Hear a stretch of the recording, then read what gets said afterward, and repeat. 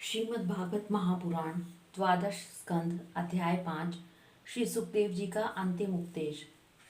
श्री सुखदेव जी कहते हैं, प्रिय परीक्षित, इस श्रीमद् भागवत महापुराण में बार बार और सर्वत्र विश्वात्मा भगवान श्री हरि का ही संकीर्तन हुआ है। ब्रह्मा और रुद्र भी श्री हरि से पृथक नहीं है, उन्हीं की प्रसाद लीला और क्रोध लीला की अभिव्यक्ति है।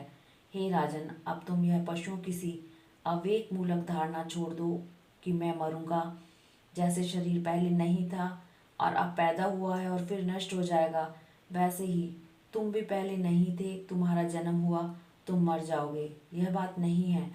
जैसे बीज से अंकुर और अंकुर से बीज की उत्पत्ति होती है, वैसे ही एक देह से दूसरी देह की और दूसरे देह से तीसरे की उत्पत्ति होती है। किंतु तुम न तो किसी से उत्पन्न हुए हो और न तो आगे पुत्र पौत्र आदि के शरीर के रूप में उत्पन्न होगे। जैसे आग लकड़ी से सर्वदा अलग रहती है, लकड़ी की उत्पत्ति और विनाश से सर्वदा परे है, वैसे ही तुम भी शरीर आदि से सर्वदा अलग हो।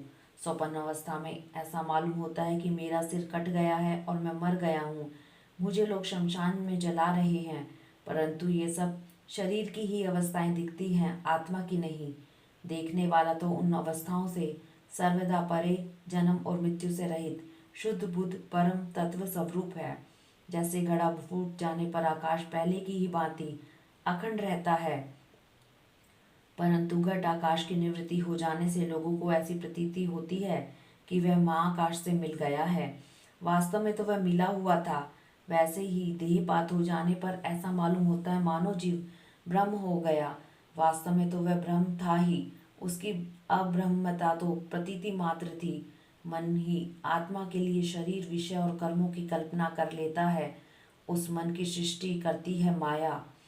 वास्तव में माया ही जीव के संसार चक्र में पड़ने का कारण है।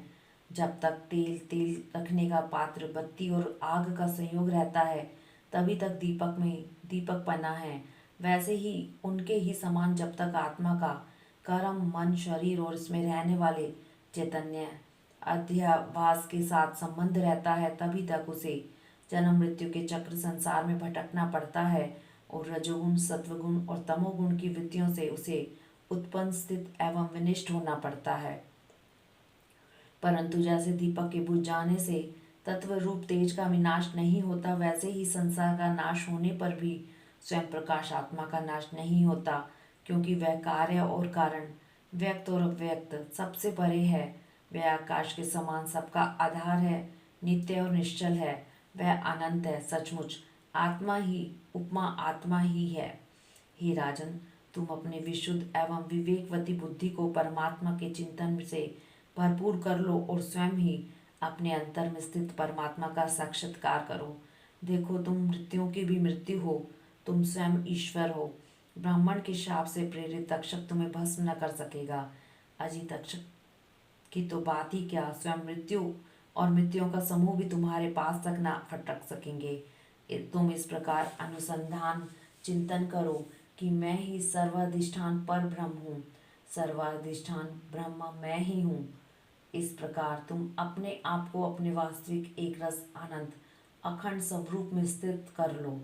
सो हम उस समय अपने विषैली जीभ लपलपाता हुआ, अपने होठों के कोने चाटता हुआ तक्षक आए और अपने विषपूर्ण मुखों से तुम्हारे पैरों में डस ले, कोई परवाह नहीं।